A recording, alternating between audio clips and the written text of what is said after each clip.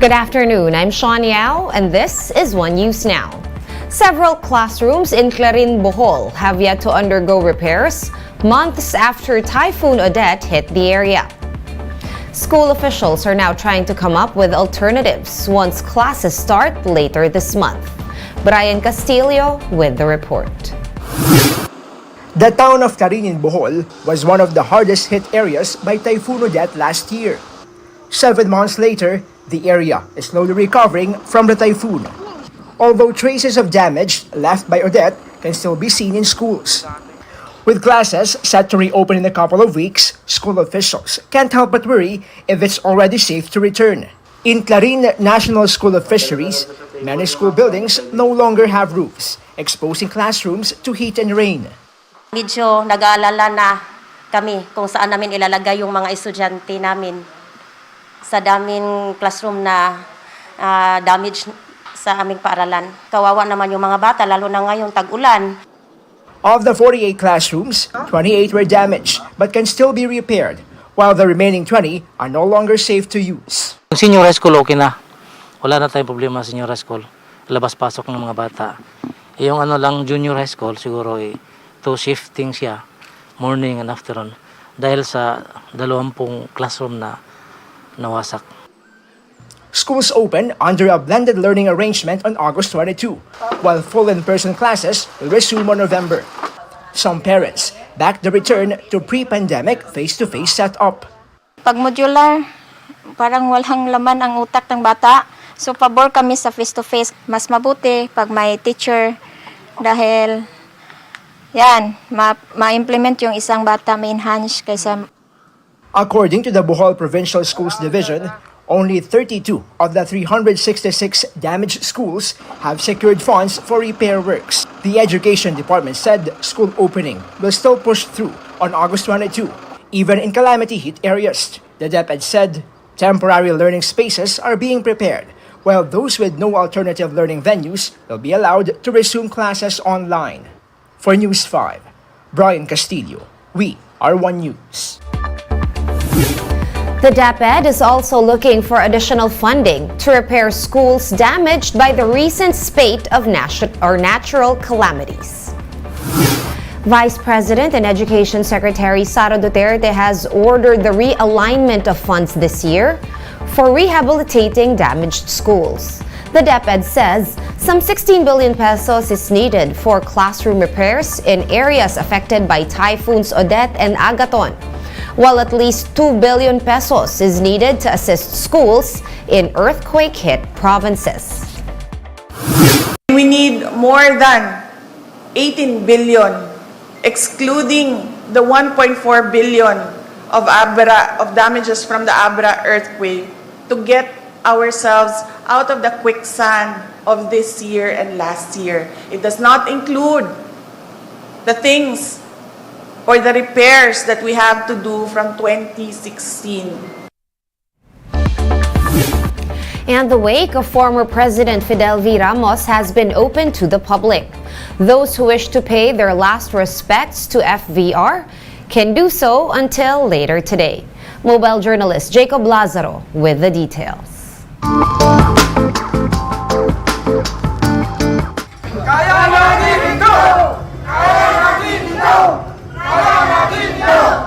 The late former President Fidel V. Ramos had this iconic slogan, which was echoed by his supporters who visited his wake at the Heritage Memorial Park in Taguig City. Public viewing was opened on Sunday from 7 a.m. to 2:30 p.m. A folded Philippine flag and his portrait are seen beside the ashes of the former president.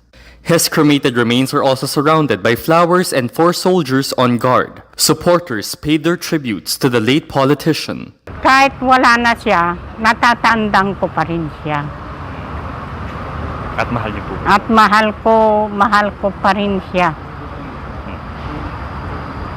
Mahal ko siya na presidente noon, si BR. I feel so sad. Everyone said at least 100 years more than that. Yeah, but he couldn't even reach that age limit. So I feel so sorry. He should be survive longer. History professor Xiao Chua also attended the wake. He even brought some of FVR's memorabilia, which were signed by the late former president himself. Chua called Ramos a hero of democracy for helping lead the People Power One revolution in 1986. Pero, paalala din yon nung pag may mga pagkamatay na ganito, yung passing of the torch. One generation dies, tayo ng mga kabataan, yung mga naiwan ngayon, ang kailangan magpatuloy nung kanilang sinimulan. Also present at the wake was hairstylist Ricky Reyes, who said Ramos was like a father to her. My fondest memory is when he taught me that in life, you only have to realize 4 Ks. Yan yung kamay-kamay, kaway-kaway ka sa tao, kain-kain, kodak-kodak. Former Senator Dick Gordon and some members of the Makabayan bloc also paid their respects. They were joined by former campaigners, Lakas CMD founders, and close-in staff. Meanwhile, soldiers have begun practicing their military drills for Ramos's internment and state funeral. He will be laid to rest at the libingan ng mga bayani on Tuesday. Mobile journalist Jacob Lazaro, we are One News. One News Now will be back with more stories after this quick break. Keep it here.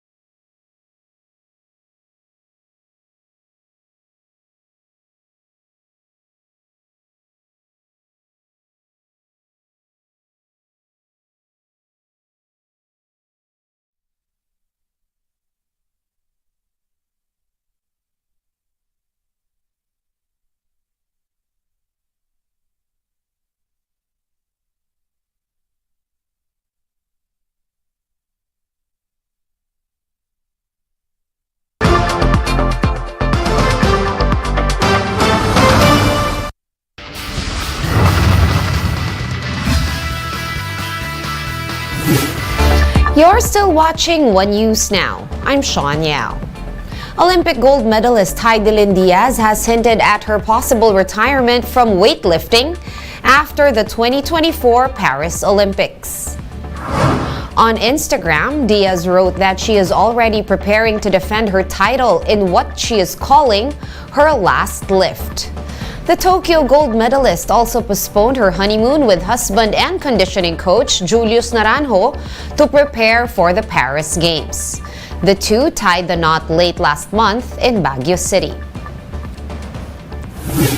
Let's now take a quick look at today's other top stories. The unemployment rate remained steady in June at 6%, with almost 3 million jobless Filipinos. However, the quality of jobs improved in the same month, with underemployment sliding down to 12.6% from 14.6% in May. The procurement service of the Budget Department wants an investigation into the overpriced laptops that were acquired for public school teachers. This is after the Commission on Audit raised concerns over the 2.4 billion pesos worth of outdated laptops that were procured for the DepEd last year. And here's some good news for motorists. Oil companies will be rolling back the prices of petroleum products effective tomorrow, Tuesday. Gas will be cheaper by 2 pesos and 10 centavos per liter, while diesel prices will be going down by 2 pesos and 20 centavos a liter. Kerosene prices will be rolled back by 2 pesos and 55 centavos a liter. For more updates, visit News 5, The Philippine Star, and Business World online. Visit our website, onenews.ph, for more in-depth analysis. You can also catch One News on Signal Play. Register for a free account at www.signalplay.com and stream One News live anytime, anywhere. Masks on, wash hands, and stay safe, Philippines. I am Sean Yao. We are One News.